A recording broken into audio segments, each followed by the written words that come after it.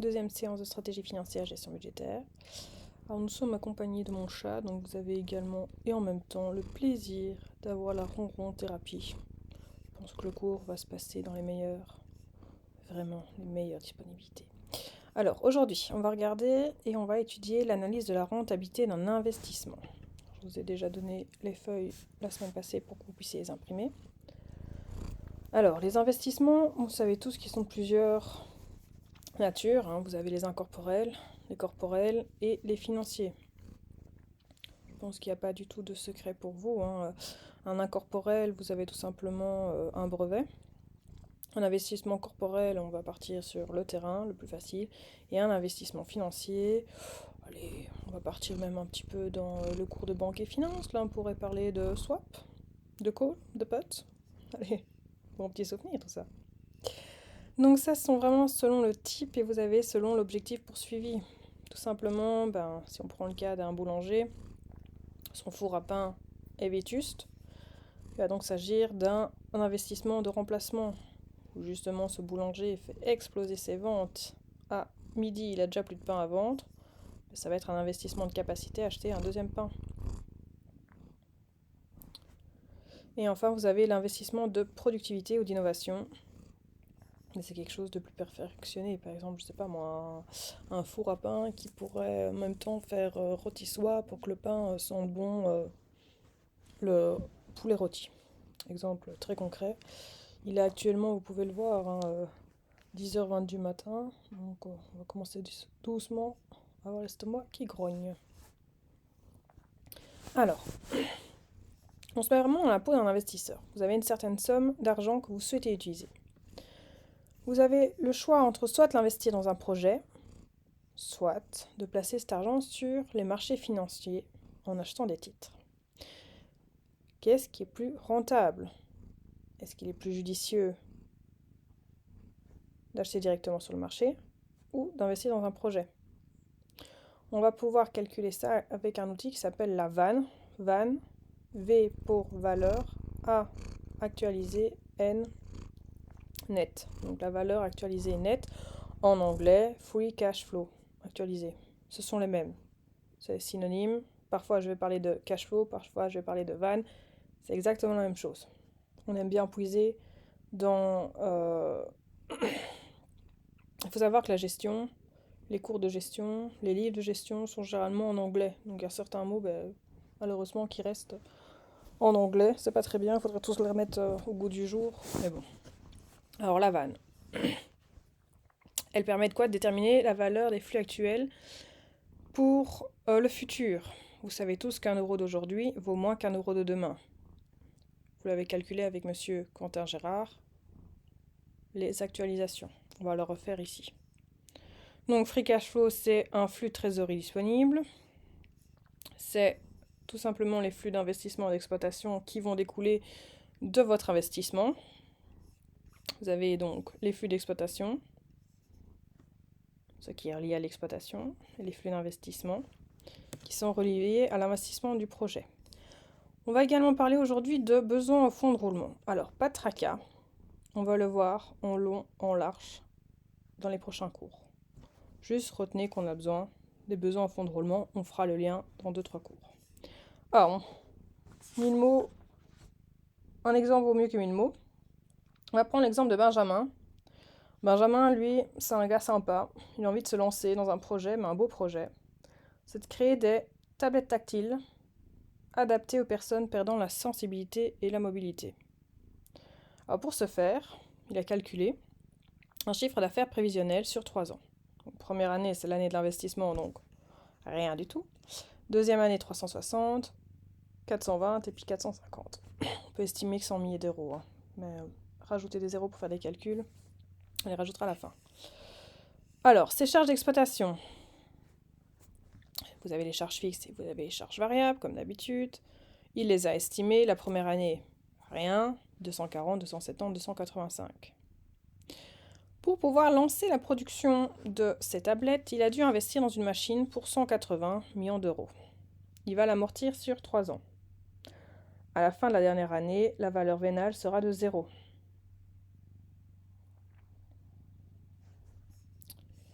Alors, vous avez donc ici, ceci bien sûr, faut pas trop retenir, on verra plus tard. Dotation amortissement 180 divisé par 3, donc 60 par année. Ça, c'est à retenir.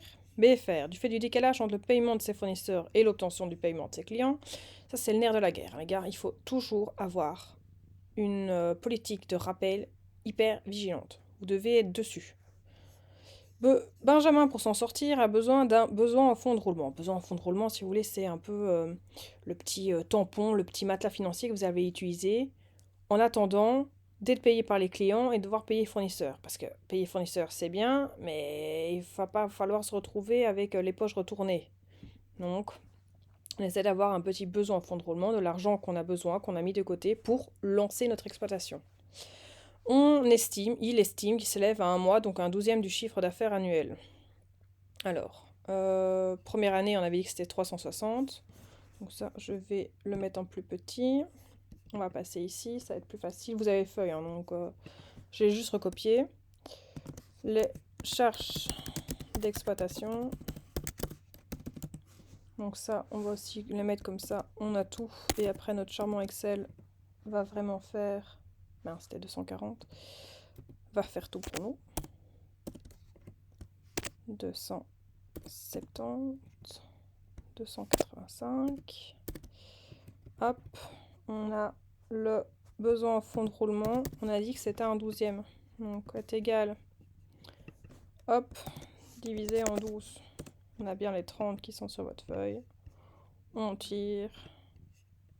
35 et 37,5. J'ai pas fait de bêtises. Et alors, vous avez le delta. Donc, delta, c'est quoi? Alors, c'est une lettre grecque, vous allez me dire. C'est bien. C'est représenté par un petit triangle. Donc, vous avez par exemple le delta du Nil. Hein. On l'a appelé delta parce qu'il a la forme du dy. Et delta, c'est la différence. Donc ici, chiffre d'affaires moins besoin. Pourquoi il ne veut pas ce gros-là? Besoin en fonds de roulement. Vous avez une différence de moins 30. On tire. Qu'est-ce que j'ai fait? C'est la différence des besoins en fonds de roulement. Donc, avant, on avait un besoin en fond de roulement qui était de 0. Et maintenant, on a un besoin en fond de roulement qui est de 30. Donc, il y a une différence. Je vais y arriver, moi, avec mes majuscules et mes minuscules. Une différence de 30. Et ici, c'est ça, moins... C'est bizarre qu'il ne veut pas. Non, je veux pas celle-là. On va le faire comme ça. Alors, C4. Donc, moins 5. Donc, 35, 30 moins 35. On a bien moins 5. Et on tire. On a moins 2,5 et moins 37,5. Alors, là, je rajoute toujours une petite ligne ici. Non, il ne veut pas comme ça. Quel vilain. Bon, comme ça, vous avez la recherche dans le direct. Réfléchir comment faire pour ajouter une ligne. J'étais persuadée que c'était CTRL+, mais bon. Ah ah! Bah oui, c'était bien CTRL+. Donc, ici, je mets toujours l'acquisition du matériel.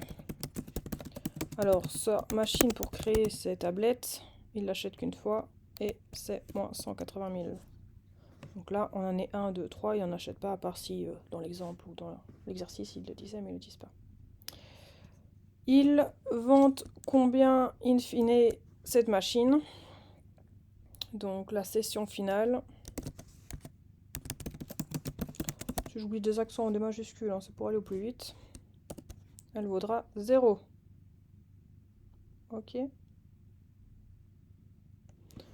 Donc ici, vous allez avoir un flux d'investissement qui va reprendre les données qui sont au-dessus.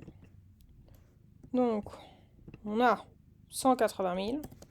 Et on a encore investi. Delta du BFR. Il ne veut vraiment pas, je ne sais pas pourquoi. B7, juste ici. On a un flux d'investissement de moins 210. Et ici, il ne va donc pas changer puisque c'est 0. Si je le tire, vous verrez bien que ça ne changera rien. Ce qui est logique. Hein. Donc cette année-là, moins 5, moins 2,5. Et on a là quand même un petit retour positif de 37,5. Alors là, je ne me suis pas amusée à rajouter mais il aurait fallu rajouter la session finale. Parce que parfois dans les exercices, on pourrait revendre la machine, je ne sais pas moi, 20 €, quelque chose comme ça. Donc, on a ici acquisition,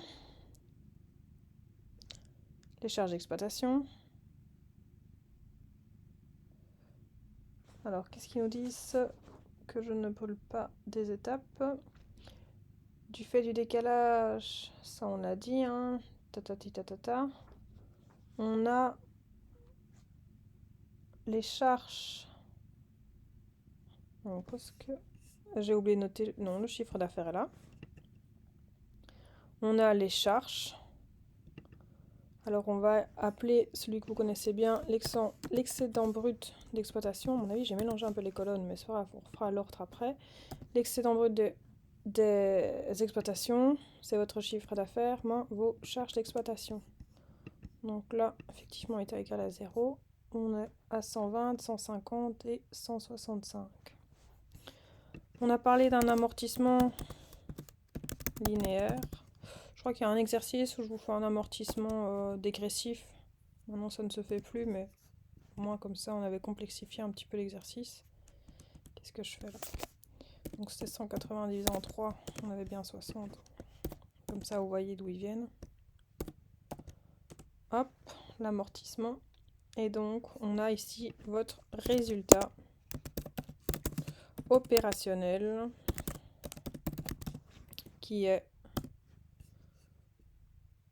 votre, je vais pas le mettre ici, excédent brut d'exploitation moins, il ne va jamais vouloir que je clique dessus, hein, moins votre amortissement. On arrive à 120 moins 60, 60, 150 moins 60, 90, etc., etc. On a quelque chose de toujours très sympa à payer, un impôt, on va estimer à 33%. Hein. Donc, fois 0,3333. Ils l'ont mis peut-être à 30 ici dans l'exercice pour se faciliter le truc. C'est de reprendre le même. Hein. Ouais, c'était 30% ici. De toute façon, les charges patronales sont de 33. Ça doit être pour ça que... Non, je n'ai pas un saut. Donc 18, 27 et bien sûr on gagne un peu plus. Donc on paye un peu plus. 31,5. On arrive donc à notre résultat. Hop, net. Voilà, 0, on est bien d'accord. On s'en fout. 60 moins. Waouh, mamma mia, il ne veut pas. Hein. Moins 18. On a un petit 42. On a un petit 63 et un 73,5. Et alors, on a donc un flux opérationnel. C'est... Si je fais plus grand, on croit que ça irait. Je sais pas, on va essayer. Le flux opérationnel, c'est le résultat de l'opération nette plus votre amortissement. Donc là, il a bien voulu que je sélectionne tout. Voilà. Ça, vous avez vos flux opérationnels. Donc, on avait nos flux d'investissement. Je vais mettre dans des couleurs, comme ça on les a bien. Donc, on passe d'OpenOffice à Excel sur le Mac. Il y a tout qui bouge. Je ne m'y retrouve plus. Hop. Donc, flux d'investissement, flux opérationnel. Et on a donc le résultat, un flux de trésorerie disponible.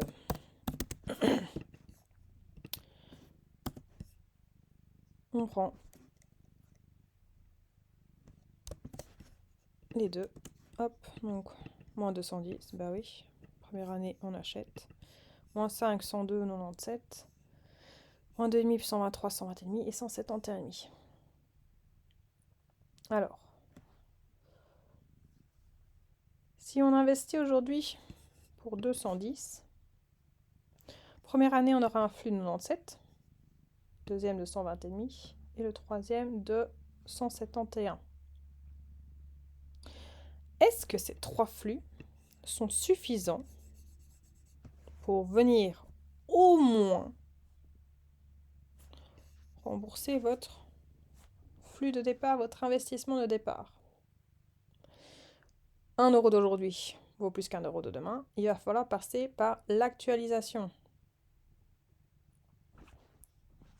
Je vous ai remis un exemple dans le cours. Donc, qu'est-ce que l'actualisation?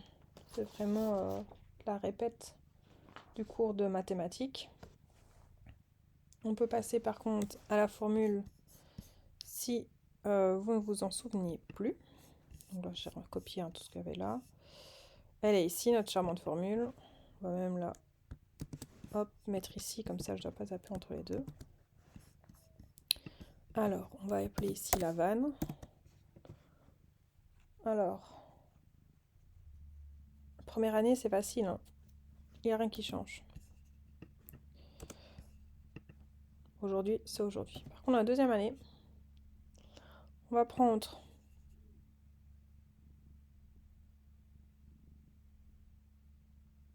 c'est pas ici c'est pas la vanne, hein, c'est attendez.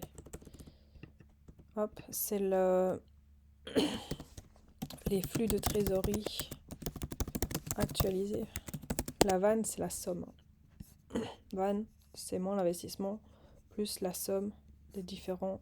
Donc ici, CF, cash flow, donc flux de trésorerie, c'est le même. On prend 97 divisé par 1 plus le pourcentage. Ici, le pourcentage, on a pris du 10%, donc plus 0,1. Et alors, on va exposer. Ici, on est l'année 1. Donc, on va exposer en 1. Donc, 97 euros de l'année N plus 1 valent 88,18 euros de l'année N plus 2.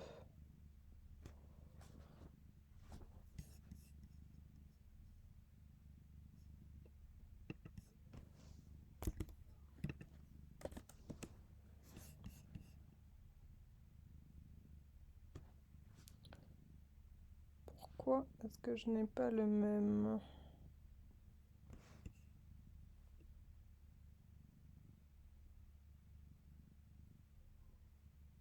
Ah oui, parce qu'il y avait plusieurs exemples. C'est pour ça que dans votre cours. Alors, moi j'aime pas comme ça. En milliers d'euros, donc on laisse comme ça. Même chose ici, 120,5 divisé par 1,1, 1 plus 0,1, exposant 2. 100. Et enfin, vous avez ici 171 divisé par 1,1, exposant 3. 128. Donc 171, ça représente 128 de l'année 0. Et donc ici, la vanne, c'est la somme.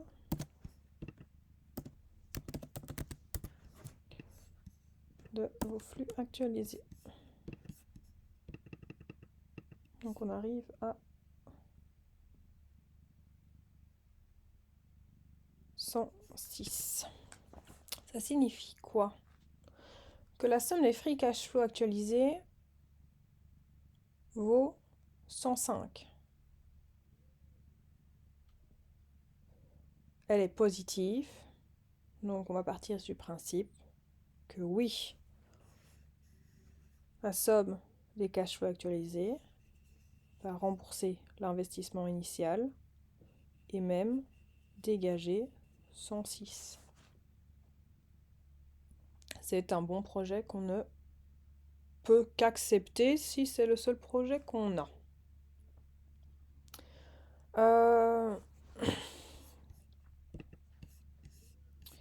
Si on prenait exemple, au lieu d'avoir les cash flows ici 97, 120, 171, 80, 80, 80, là on arrive à actualiser 73, 66, 60, 73 plus 66 plus 60, moins 210, on arrivait à moins 11. Donc là, c'était un projet qu'on rejetait. On perdait de l'argent en acceptant de ce projet. Avantage et inconvénient de la vanne, c'est justement la vanne, elle tient compte du facteur temps. Elle tient compte du risque au travers du taux d'actualisation. La vanne indique la valeur créée par l'investissement. Ici, dans notre exemple, hop, on avait nos 106. Maintenant, attention, hein, si on veut comparer des projets à durée de vie ou à des montants d'investissement différents, la vanne n'est pas capable de le faire. Et alors, on imagine, c'est une hypothèse forte, que les flux monétaires générés sont supposés être réinvestis au cours d'une période suivant au même taux d'actualisation. Alors, un autre petit exemple que j'aime bien. Alors là, j'aimerais bien que quand je vous dis de mettre pause, vous le faites. Vous mettez pause et vous essayez de faire l'exercice par vous-même. Et puis, vous relancez la vidéo pour voir si vous êtes dans le bon. C'est vraiment la façon dont je préfère travailler et que je trouve la plus facile. Bien sûr, je vous laisserai le petit Excel ici. Je vous lis l'exemple, puis vous mettez sur pause, compte sur vous. Un projet d'investissement présente les caractéristiques suivantes. Capital investi, on a 1000. De matériel amortissable linéairement en 5 ans. Durée de vie 5 ans. Valeur résiduelle à la fin, il y aura 30. Prévisions d'exploitation sont données ci-dessous. Vous avez chiffre d'affaires hors TVA, le coût variable, les coûts fixes hors amortissement. Je vous demande de calculer la vanne et de me dire si oui ou non vous allez accepter d'investir dans ce projet. Maintenant, je vous demande de faire pause et d'essayer de compléter ce tableau. Je vous ai dit de mettre pause. Allez hop, au travail. Bon, pour ceux qui n'ont vraiment pas envie ou ceux qui sont très sages et qui ont terminé l'exercice, il suffit de... j'ai fait ça trop bien en plus. J'avais mis ça en blanc. Hop. Chiffre d'affaires 1000 et 1100 après. Coût variable 300, 450 après. Coût fixe 310 puis 340. 1000 divisé par 5, on aura 200 partout. Résultat avant impôt, hop, 1000, on peut même le faire ici, hein. 1000 moins 300 moins 310 moins 200, 190. Le reste, c'est la même chose. Résultat net, on a dit que c'était ici... Ah zut, je vais bêtiser ça. Que c'était un taux de... Qu'est-ce que j'ai noté? Je ne sais plus. 30%. 123,5. Donc ça fait 90 fois 0,7. 133. C'était ça qu'on avait avant? 123.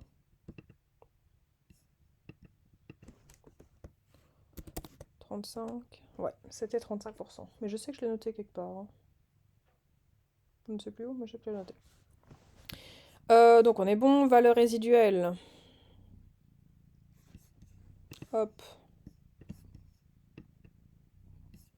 On le vend 30 € la dernière année. Et donc ici, cash flow actualisé. On investit moins 1000.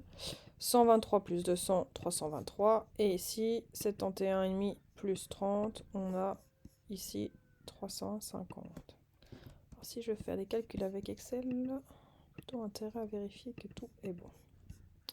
Donc, cash flow net, on les a. Cash flow actualisé. Donc ici, grosse fainéante que je suis, hein. Première année, on écoute. Deuxième année, divisé par 1 plus 9%. Hein. Là, il est écrit 9%. 0,9 exposé en 1.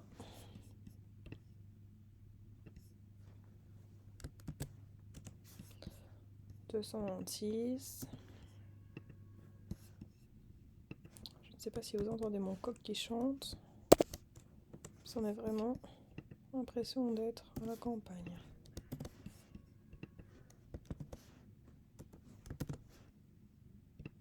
Double division, ça va être compliqué. Donc exposant en 3. Hein. Ça. Hop. Exposant en 4.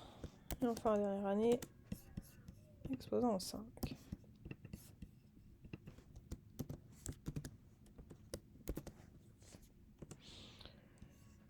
Bah oui, hein, on l'avait dit. Alors, on est en euros, on n'est pas en truc bizarre. Donc 2 décimales ici. Ce qui était bien, c'est qu'on pouvait vérifier si c'était bon.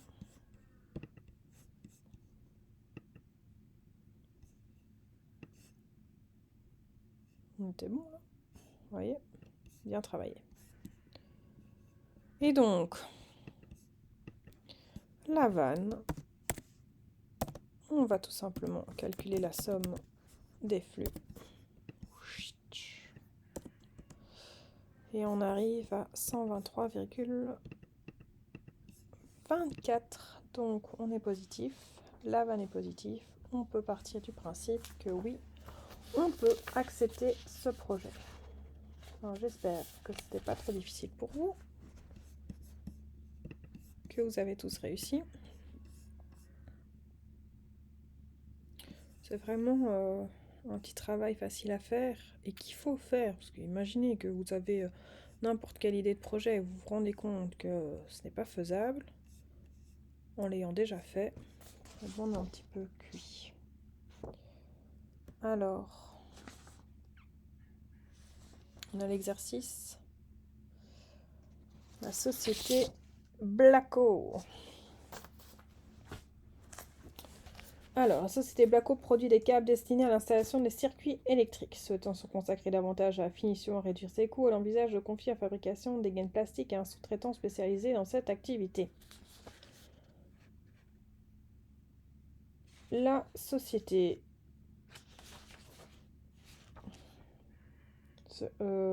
utilise actuellement 9000 mètres de gaines par an et le coût de production est de 50 € le mètre. Le sous-traitant propose un prix de 46 € garanti par un contrat de durée de 5 ans. En cas de sous-traitance, la société revendrait une partie de son matériel au prix net d'impôt de 6 000. Le personnel serait reconverti dans la réception, le contrôle et la livraison. Les ateliers devraient être transformés en locaux de stockage avec un coût estimé à 90 000, pouvant être amorti 5 ans. Par prudence, on fera l'hypothèse d'une activité stable durant 5 ans. Comment on fait pour résoudre ceci?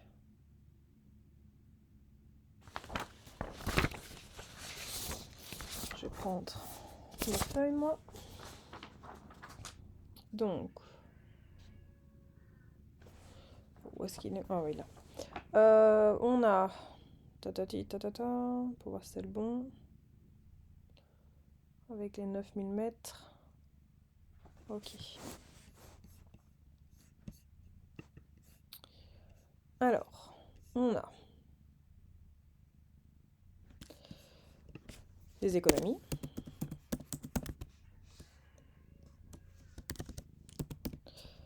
Alors, on passe de 50 à 46 €, donc on a une économie de 4 € fois 9000 mètres.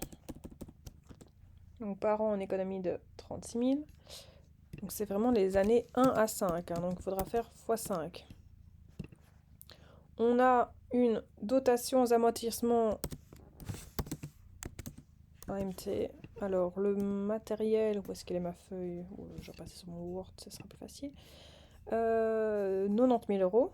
Donc, 90 000 divisé par 5. Ce qui fait qu'on a un montant imposable.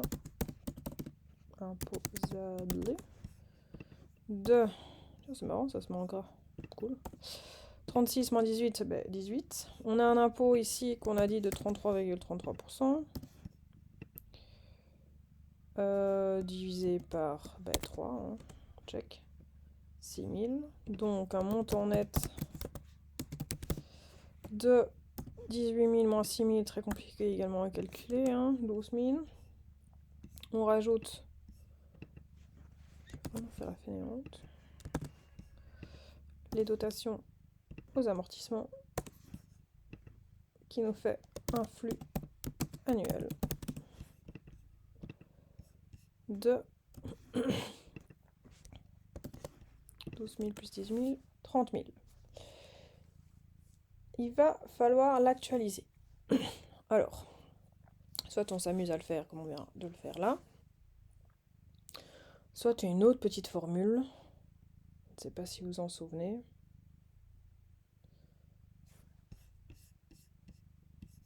C'est, vous avez le 1, donc vous avez vos 30 000, parenthèse 1 moins parenthèse ceci exposant moins 5 puisqu'il y a 5 ans, divisé par le taux. C'est pas grave si vous n'en souvenez pas. On peut facilement refaire ici. Donc,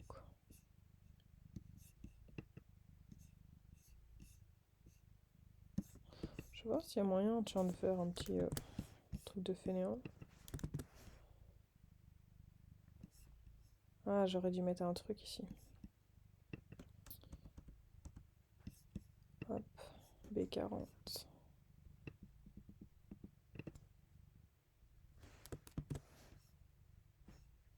Ici, on n'a pas du 9%, on avait du 5%.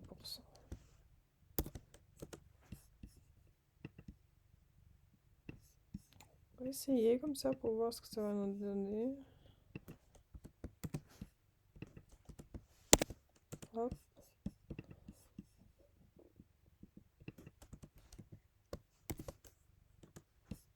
Ok. 1, 2, 3 années. Je change juste la formule. On aurait pu faire plus vite. Mais c'est pas grave. On va exposer en 5. B40. Ok. Ça, ce sont les flux actualisés.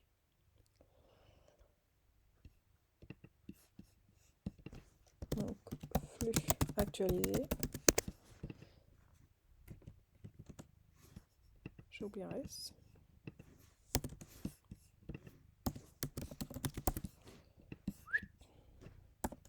Ok. 129 884.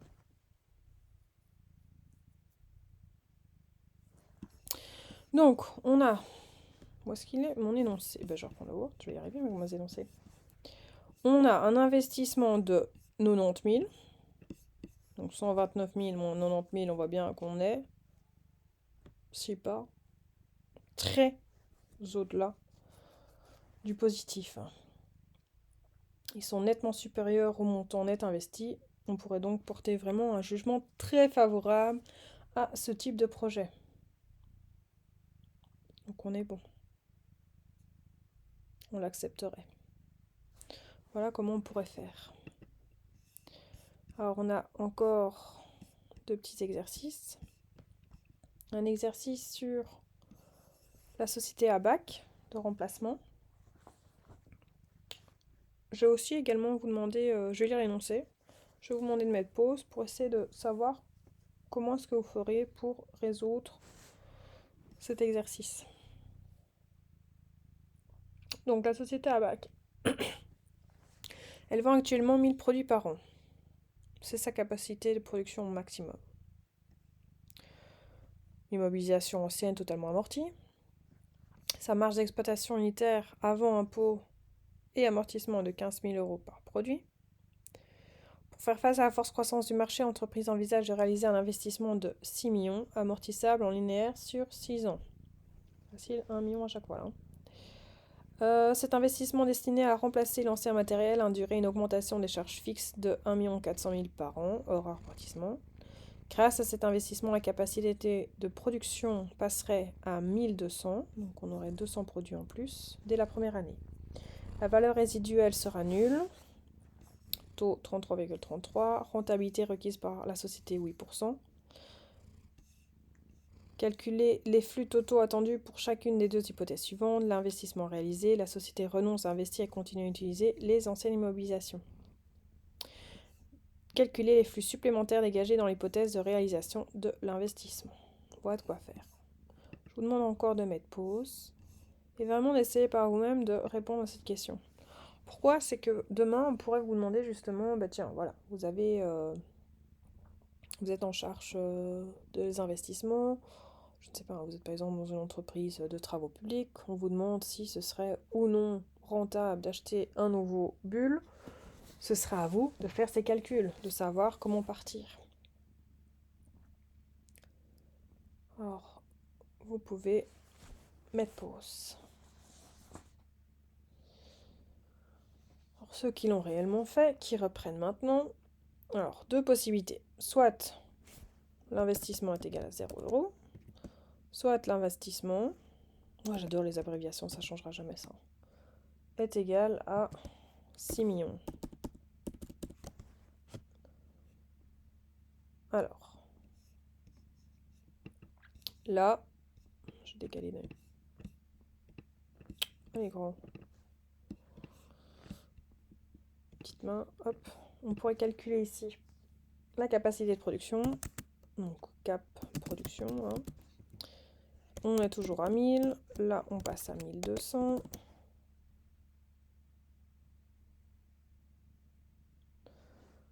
La capacité de vente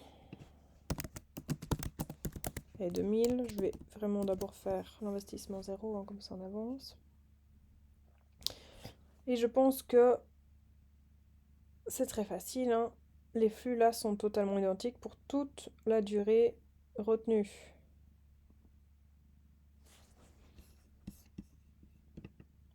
On a bien 1000 fois 15 000. Et vous en avez un impôt de 33%, donc encore fois 2 tiers. Là, on obtient vraiment les flux par année. Flux est égal 1000 fois 15 000 fois l'impôt, enfin on soustrait l'impôt, donc 2 tiers, on arrive à ce merveilleux chiffre de 10 millions. Alors, ça c'est d'un côté. De l'autre côté, on a investi 6 millions. 6 millions. On a donc des frais en plus. On a des charges supplémentaires de coûts fixes de 1 400 000. On a des frais de dotation des amortissements d'1 million. Donc 1 million plus 1 400 000, on a 2 400 000 de frais en plus. Donc ici, on va toujours avoir la quantité fois les 15 millions. Les 15 000. Je vais arriver moi avec mes millions. Attends, je vais mettre plein de parenthèses, on va suivre. Ou alors on va faire step by step, ouais. Donc on serait arrivé à 1200 fois 15 000, 18 millions. En sachant qu'on a également 2 400 000 qu'on va enlever. Donc 1 moins ceci. Je refais le calcul d'en haut, hein. On a l'impôt fois 1 divisé en 3. Donc un impôt ici de 520 000. Hop, 1 million 104 000. Et on va enfin rajouter les 1, 2, 3, 1, 2, 3, les amortissements pour avoir comparé des prunes avec des prunes. Hop, on va le mettre en quelle couleur? Bleu aussi, hein. Donc d'un côté on a 10 millions, de l'autre côté on a 11 400 000. Quand même une belle différence.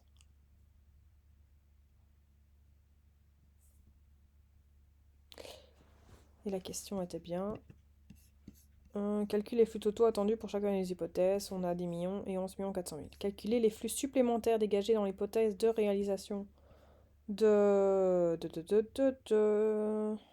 du projet. Ben, on va même pas que ça net, hein, 11 millions moins 10 millions, 1 400 000. Hein. Sinon, on aurait pu dire que enfin, c'est exactement les mêmes calculs qu'on vient de faire. Donc, on va vraiment pas les refaire. C'était vraiment la même question. Facile. Coût du capital. La société anonyme Sarco est cotée en bourse. Son capital comprend 1 million d'actions dont le cours moyen calculé sur les derniers mois est de 158 euros. Ayant besoin de maintenir un niveau élevé d'autofinancement pour financer son développement, la société prévoit de maintenir dans l'avenir le dividende actuel qui est de 10 euros par action. Elle a récemment... désolé. Elle a récemment contracté un emprunt d'un montant de 110 millions d'euros, remboursable en 8 ans. Taux d'intérêt 5,4%, taux de l'impôt des sociétés 33,33%. Expliquer comment peut-on évaluer le coût des capitaux propres, calculer le coût du capital utilisé par cette société.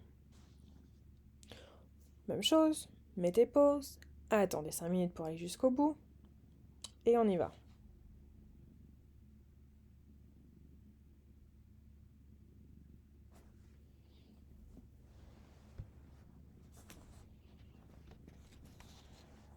Alors, comment peut-on évaluer le coût des capitaux propres?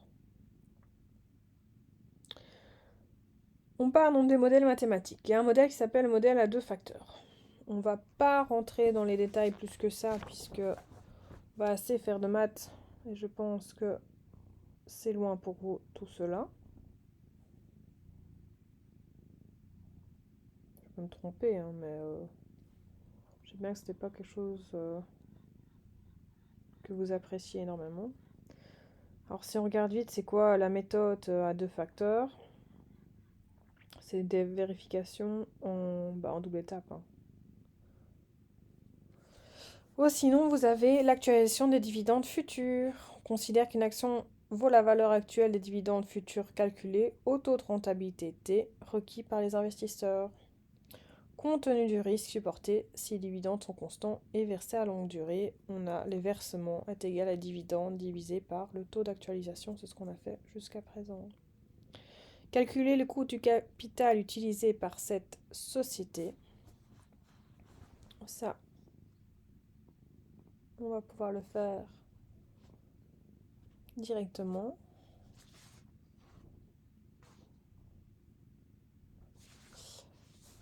Je regardais juste. Hop, hop, hop. J'avais quelque chose là en plus.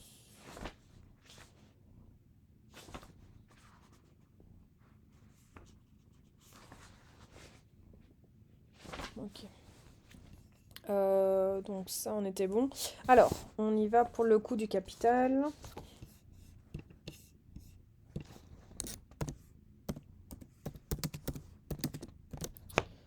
Alors, on a dit qu'il avait 158 titres. Enfin, qu'un titre vaut 158 pour un dividende annuel de 10. Donc vous avez 10 divisé par 158 fois 100. Comme ça, on arrive en pourcent.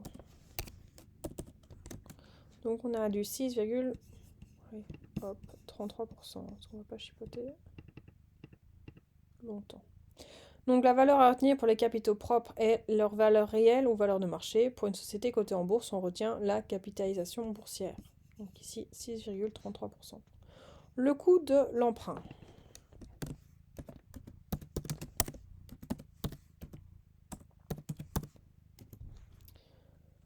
Les intérêts sont déductibles, ce qui permet de réduire le montant de l'impôt des sociétés. Par conséquent, il faut considérer le coût des dettes après l'impôt des sociétés. Donc on avait dit que c'était du 5,4%, moins bien sûr l'impôt. Donc est égal 0,054 fois 2 divisé en 3 et on arrive en pourcent, donc quoi 100. On a du 3,6%. Le coût moyen du capital, du coup. Coût moyen du capital, ça va être les deux. On a, parenthèse, 3,6% fois nos 110.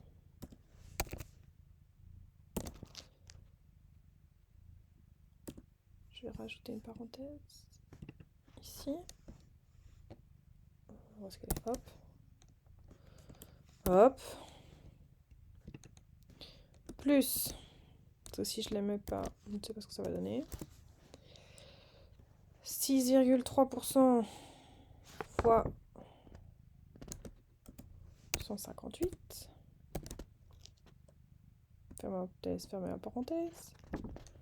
Divisé par 110 plus 158. On arrive à du 5,21% qui est le total des capitaux permanents.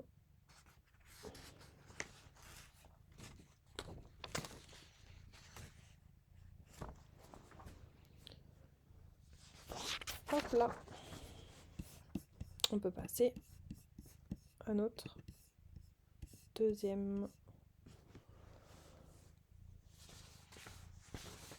point du jour. Il s'appelle le tri. Donc, premier critère, vous avez la vanne. Le deuxième, on va faire le tri ou le tir en anglais. Hein, ça dépend, c'est dans un sens ou c'est dans l'autre. Exactement la même chose.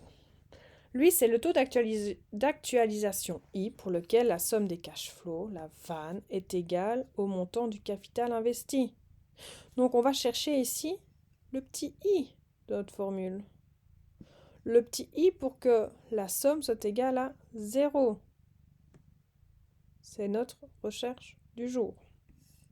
Petit exemple très facile pour comprendre ce que je vous veux. On a entrepreneur qui investit 100, donc moins 100, devrait lui rapporter 115 par an, au bout d'un an. Un an, on va pas se compliquer la tête. 40 habités de cet investissement, il apparaît évident de dire que celle-ci est de 15%. Pourquoi? Parce qu'on a donc, pour l'actualiser, 115 divisé par 1 plus tri exposé en 1. Donc on ne le met pas, est égal à 0. Donc on met le 100 de l'autre côté, il devient positif. 100 est égal à 115 sur 1 plus tri. 1 plus tri, on multiplie à gauche et à droite, comme ça on fait, on le supprime, il reste que 115. Le 100, on va le remettre de l'autre côté, donc divisé par 100. 115 divisé par 100, donc 15%. Un petit peu plus. 1,15, ça nous donne. 1 plus tri est égal à 1,15. Donc le tri est égal à 1,15 moins 1 est égal à 0,15, donc est égal à 15%. Ça signifie quoi? Que pour un taux de 15%, notre valeur actuelle nette est égale à 0. Alors ça, c'est facile, c'est que pour une année. Maintenant, si on complifie les choses, on va arriver à des... Comment on appelle ça en mathématiques? Des... je ne trouve plus le mot. Des produits... Pas des produits remarquables,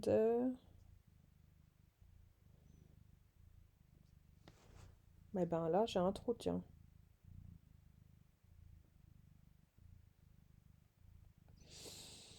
Je reviendrai sur le mot. Parce que là, je ne l'ai vraiment pas. Mais vraiment pas. Soit. Ici, ça va être plus compliqué à le calculer. D'habitude, je le fais avec les élèves au tableau, mais on arrive donc à une puissance 2, donc il va falloir utiliser les ρ. Je sais pas si vous notez ça, ρ est égal à... Mais c'est pas grave, on va y aller comme ça.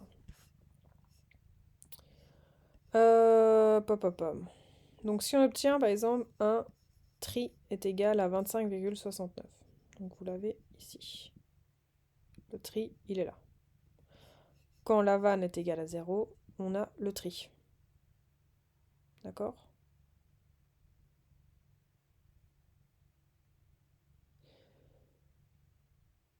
On voit ici que si le taux d'actualisation continue d'augmenter, on arrive dans le négatif, et s'il est inférieur, on est dans le positif.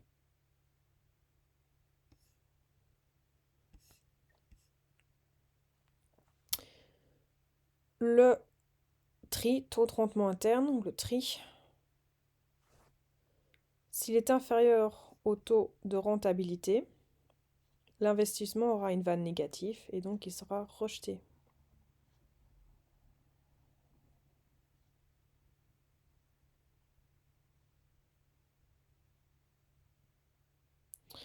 En présence de possibilités d'arbitrage, investissement exclusif, pour choisir entre plusieurs projets, on va retenir le tri le plus élevé.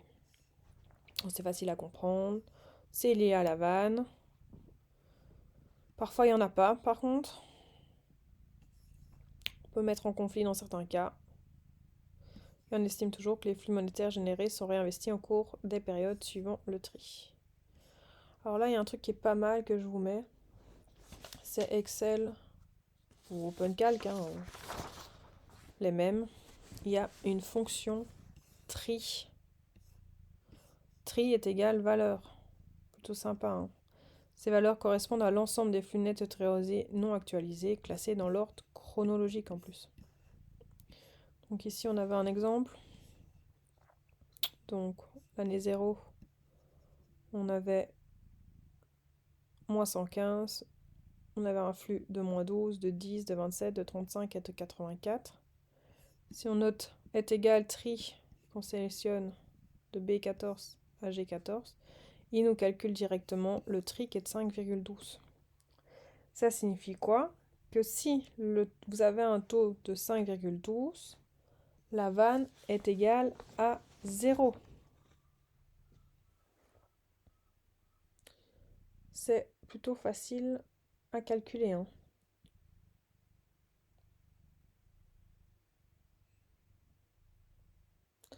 Est-ce que c'était l'exemple qu'on avait déjà pris avant? Non. Donc très facile à calculer. Vous avez aussi valeur cible. Où est-ce qu'on peut calculer les vannes? Ça, on a déjà fait ensemble. Je vous laisse en exemple pour pouvoir continuer. Troisième critère, vous avez le délai de récupération. Le délai de récupération, tout simplement dans combien de temps on récupère notre investissement initial. Investissement initial, c'est la somme des cash flows actualisés. Alors, on va mettre tout ça en musique et faire un exercice. Je pense même que je vous ai mis la solution ici. Donc vous avez un chiffre d'affaires de 9000, 1200 de 2007 à 2010, capital investi 900 amortissable en 5 ans, durée de vie 5 ans, valeur résiduelle à la fin 10. Tout ça, on recopie dans les tableaux. Intérêt 33%, calculer vanne et le tri et le délai de récupération, sachant que le taux de rentabilité minimum exigé est de 8% pour conclure. Donc si on prend tout, vous l'avez ici, c'était vraiment la page, je pense que c'est la page 26, 900, et puis on a 1200, 360, 480, 300, 300, on a l'amortissement, les résultats avant impôt, l'actualisation, le résultat net, le flux net 220 et 340, et là on s'est amusé, donc on a 220 exposant moins 1, puis 340 moins 2, moins 3, moins 4, c'est la même chose divisé, Et le dernier, moins 5, bien sûr, l'investissement de départ. Donc on arrive à une vanne positive de 353,22.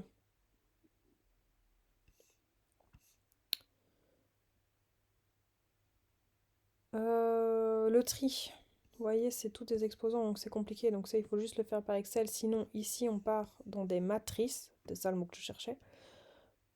Je ne pense pas que vous en avez fait avec Monsieur Gérard. Donc c'est résoudre. Dès qu'il y a plusieurs exposants, plus de 3, on passe dans les matrices. 2 exposants en 2, 0 et 3, c'est vraiment les matrices. Donc, on les a notés ici, les flux. Donc, on avait 220, 340, 340, 340, actualisé 204, 271, 270. On va s'amuser à les cumuler, donc 204, 204 plus 201, 425, plus 270, 765, 760 plus 250, 1015. Donc on sait bien qu'entre la troisième et la quatrième année, on va arriver à notre délai de récupération. Il suffit d'un petit peu ajuster nos calculs pour arriver ici à 3,53, donc 3 années, 6 mois et 14 jours.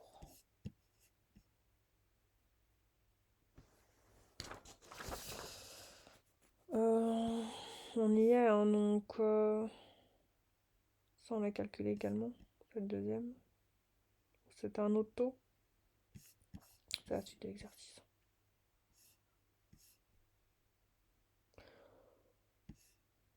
C'est exactement, je vous le laisse, hein, puisque vous avez vraiment tout qui est noté.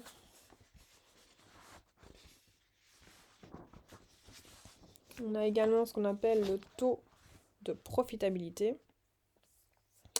Supérieur à 1, on accepte. Est égal à 1, c'est que la vanne est nulle. Et inférieur, c'est qu'on est égal à 0. Donc trop de profitabilité est égal à 1. La vanne est égale à 0. Et donc là, on sait aussi qu'on a obtenu le tir. Si on va départager, n'oubliez pas qu'on prend celui avec le tir le plus haut. Donc ici, on avait 2 projets, mais on avait un avec 14 en plus, donc on allait choisir. Selon la vanne, le projet ici a l'air plus intéressant parce qu'il est plus élevé, mais en fonction des taux de profitabilité, le tir, les gains sont plus importants. Je vais laisser un tableau synthétique pour faire votre synthèse personnelle.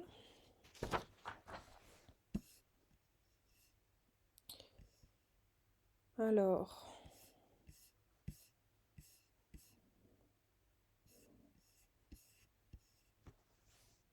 donc, petite application avec le projet P. Investissement 900, durée 5 ans, on amortit 180 par an. Au bout de 5 ans, on a une valeur résiduelle de 10. Prévision 900 première année, deuxième à cinquième 1230, charge d'exploitation 360 puis 480 et les fixes toujours 300. Calculer les flux nets de liquidité attendus au projet avec un impôt 33. Calculer la vanne, le tri et le délai de récupération sachant que le taux de rentabilité est de 8%. Conclure et présenter la courbe de la vanne en fonction du taux d'actualisation. Alors, je reprends mon petit Excel. J'ai bien noté les infos. Donc, je vais peut-être me recopier. 900, 360, 480. Amortissement. Donc, résultat avant impôt, c'est 900, moins 360, moins 300, moins 180. On a 60. Moins 30% d'impôt, 33% d'impôt, donc il reste 40. 40 plus 180, 220 de flux d'actualisé. Pour calculer la vanne, on peut s'amuser donc à les prendre à chaque fois. La dernière année, la valeur résiduelle, donc c'est 360 plus 10. À faire diviser par 1,08 exposant 1, 2, 3, 4 et puis 5. On arrive à 414,55 pour la vanne. C'est long et fastidieux. On a vu avec Excel, vous prenez le flux de départ, plus vanne, c'est pour ça que j'ai mis les 8% ici, 8%, hop, on sélectionne les années d'investissement et on a bien notre 414,55. Facile à calculer. Pour le tri, donc évidemment là la vanne est positive, on accepterait le projet. Deuxième facteur, nous avons le tri. Là également la formule elle s'appelle tri. On les sélectionne tous. Hop, et on obtient 23%. Donc le tri est de 23%. Notre taux d'actualisation est de 8%. 8% étant inférieur à 23, notre vanne est positive. Si on refait le graphique, on aura strictement le même que, je vais y arriver, nom d'un chien, que celui-ci. Sauf que là, on aura donc nos 22%. Si notre taux d'actualisation est inférieur à 23%, hop, on se trouvera avec une vanne positif. Si maintenant c'est supérieur à 23% dans notre exemple, on arrive à quelque chose de négatif. Donc c'est exactement le même. Projet P, check. Donc là c'est facile, avec Excel on ne doit même plus calculer, mais c'est comme ça vous avez vraiment, on savait d'où ça venait. Alors j'ai des petites questions que j'aime bien, qui sont importantes pour voir si on a bien compris de quoi il s'agissait. Est-ce qu'une vanne peut être négative? Bah clairement, elle peut l'être. Elle l'est à partir du moment où la valeur actuelle des flux devient inférieure au montant investi. Elle peut l'être. Mais dans ce cas-là, on n'accepte pas le projet. Après calcul de la vanne au taux T, un projet a été considéré comme satisfaisant. Que peut-on préciser quant au tri? Si le projet est satisfaisant, c'est que la vanne est positive. Si la vanne calculée à un certain taux est positive, alors le tri est supérieur à ce taux. Exactement le même exemple que je vous ai montré avec notre graphique. Le calcul des flux de liquidité générés par un projet tient-il compte du financement de ce projet et pourquoi? Eh bien non, il n'en tient pas compte, car là on cherche juste à évaluer la rentabilité économique du projet. On va faire l'hypothèse que l'entreprise est propriétaire de l'investissement. On calcule donc des dotations aux amortissements. Vous voyez bien où est-ce que je vais en venir après. Alors, le projet suivant est-il acceptable? Taux minimum de rentabilité de 10%. Donc on a 0 moins 100, 1, 20, 2, 40, 3, 40. Si on prend bêtement 40 plus 20, ça fait 100. On sait qu'un euro d'aujourd'hui vaut plus qu'un euro que demain. Donc si on actualise, on sera d'office inférieur à 100. Donc il n'est pas acceptable. Le coût du capital est estimé à 6,10%. Le taux de rentabilité interne est de 9,25%. Que peut-on dire de la vanne? Alors,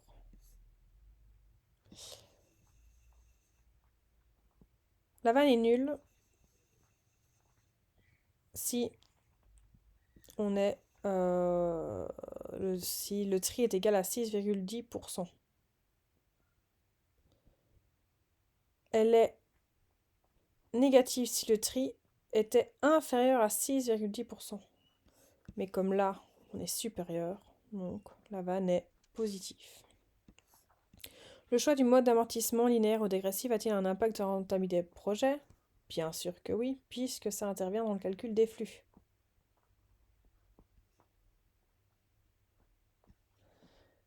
Si le total des flux ne serait pas modifié, l'économie d'impôt générée par les amortissements se produirait plus tôt dans le temps. Autrement dit, les premiers flux seraient un peu plus élevés et les derniers un peu plus faibles. La rentabilité sera donc un peu plus forte en cas d'amortissement rapide. Le délai de récupération est-il un critère de rentabilité? Bien sûr que oui, puisque pour la durée de référence fixée, le capital investi doit être récupéré, mais c'est aussi un critère de risque qui ne conduit pas au choix des investissements les plus rentables.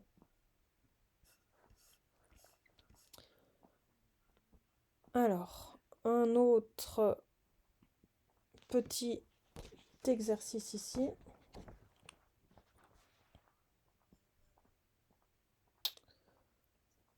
Donc on arrive à une comparaison de deux projets. Moins 190, 20, 20, moins 110, 20, 130. Alors, on va tout simplement les recopier.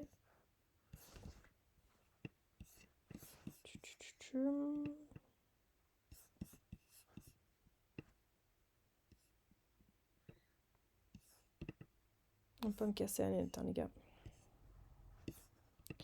Alors, même chose. On a 0, 1, 2, 3, pardon. 100. Ça, c'est le projet 1.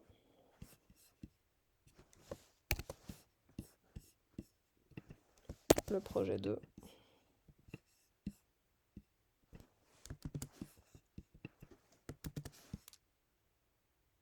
Qu'est-ce que j'ai fait? Je ne sais pas. Non, j'ai mal copié, tant pis. Je voulais économiser un moins 100, mais non. Hop, ici, 90, 20 et 20. 10, 20 et 130. Hop là! Alors, on veut calculer la vanne avec un taux de 8%.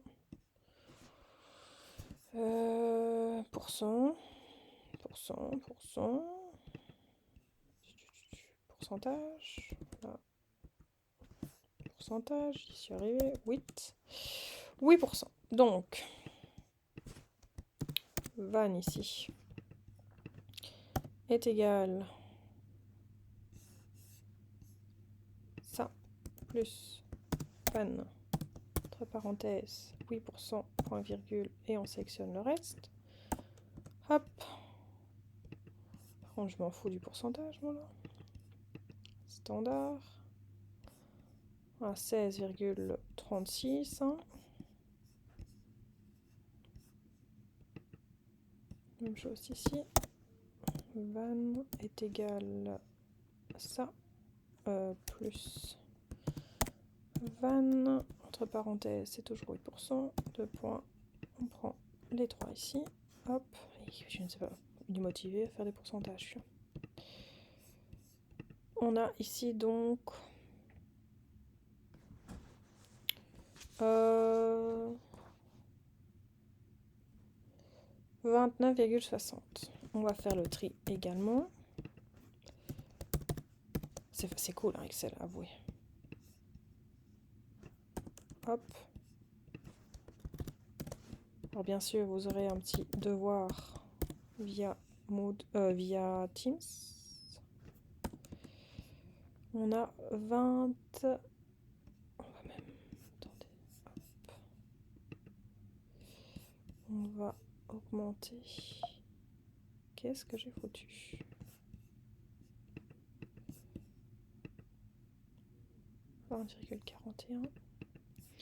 Voilà, comme ça on a vraiment clairement les différences. Donc, on a les vannes et les tris des deux projets. J'ai oublié c'était quoi.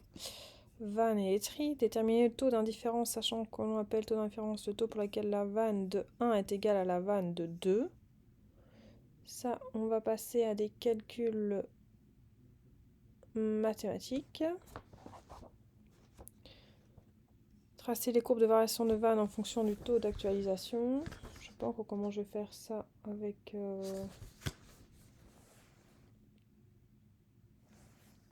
Excel.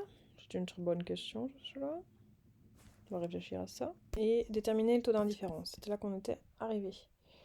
Donc on reprend ici.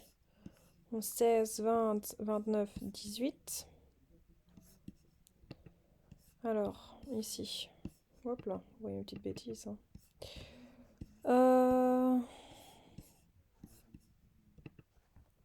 On a 90, 1 plus t exposant moins, plus 90, 1 plus t exposant moins 2, plus 20, 1 plus t exposant moins 3, moins 100. Et pour l'autre, donc on avait 10, 20 et 130. On va essayer de les actualiser. On va passer l'un dans l'autre. Pour y arriver. Sinon, on a 90 moins 10, donc 80. 20, 20, on les élimine. Et 130 moins 20, 110. Donc 80 plus t plus 1, moins 110, 1 plus t plus 2, moins 3. On sort pour mettre en évidence. 80 moins 110, 1 plus t exposant moins 2. On le met de l'autre côté. 110, 180. Donc on arrive à un taux de 17,26. Tracé approximatif. Il est ici, hein, clairement. Vous l'avez donc la vanne en abscisse et en ordonnée, vous avez le taux d'indifférence. 17,26, 18,25 et 20,41. Si on continue avec les conditions de contradiction. Vous voyez à chaque fois un petit drôle. On a ici pour qu'il y ait contradiction, il faut que le taux d'actualisation alpha auquel est calculé la vanne soit inférieur au taux d'indifférence. Donc si on montre 0 et t ici, on est en contradiction. L'indifférence ici. Et la concordance entre tri et vanne. Taux pour lequel la vanne est égale à 0, c'est le tri. Hop. On continue vite fait bien fait. Si on passe en avenir aléatoire maintenant. En avenir aléatoire, il va falloir faire des suppositions et c'est là qu'on repart un petit peu dans nos probabilités. On va partir de notre probabilité avec un arbre de décision. La société Someka a décidé d'investir dans des équipements plus productifs. Je sais pas pourquoi il me casse ses pieds là. Quand même pas de faute. Équipement, je sais pas. Que ceux dont elle dispose actuellement. Acquisition début janvier d'une machine A et d'une autre machine identique en N+1. Acquisition début janvier N d'une machine B. Donc vous avez deux possibilités. On a 3 annexes pour nous aider. On veut présenter l'arbre de décision et on veut calculer la valeur actuelle nette associée à chacun des cas en retenant un taux d'actualisation de 8%. Donc, on a des probabilités de croissance forte 60%, croissance moyenne 40%. Si la première année était une croissance forte, la probabilité que ce soit encore une croissance forte, 60% et 40%. Si maintenant ça a été une croissance moyenne, que ce soit une forte, on diminue à 30% et encore une moyenne à 70%. Deux choix, 2 machines ou une machine. Si on achète les 2 machines, qu'on est en cas de croissance forte, on a des flux nets de trésorerie prévisibles de 35 000 en croissance forte et 31 000 en croissance moyenne. Si on a même chose en l'acquisition d'une machine B, si c'est une croissance forte 38 000 et une croissance moyenne 31 000. Pour dessiner notre arbre de décision. Donc, soit on achète 2 machines, soit on achète une machine. Toujours forte 60%, moyenne 40%. Ok. Là, on reprend vraiment les données. Donc, vous avez 60 et 40 et puis 3 et 70. Donc, 60 et 40, 3 et 70, on recopie. Pour avoir la probabilité ici d'être dans les cas de forte, on l'achète 2 machines, 0,6 fois 0,6, 0,36. Forte moyenne, 0,6 fois 0,4, 0,24. 0,4 fois 0,3, 0,12, 0,4,07, 0,28. 36 plus 24 plus 12 plus 28, on arrive bien à 1. Même chose de l'autre côté. Alors, les acquisitions. On a dit 35... Voilà. On a dit 25 000 x 2 et 51 000 et avec des flux de 35, 31, 40, 32 ou 38, 30. Pour la B, 38, 31, 42, 35. Il suffit de les recopier. Donc moins 25 à chaque fois. On a les cas ici, 1, 2, 3, 4. Si on est en forte, on aura des flux de 35. Forte moyenne, flux de 35. Moyenne, flux de 30. Moyenne forte et moyenne, flux de 30. On est toujours ici. Donc, début N plus 1, on refait la même schumblick. On a les mêmes flux qui sont ici. Ce qui fait qu'on arrive à une vanne de 8%.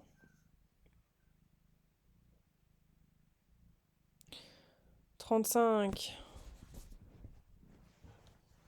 moins 25, on était à moins 10. Moins 10 et plus 15 actualisé, on arrive à 18 000.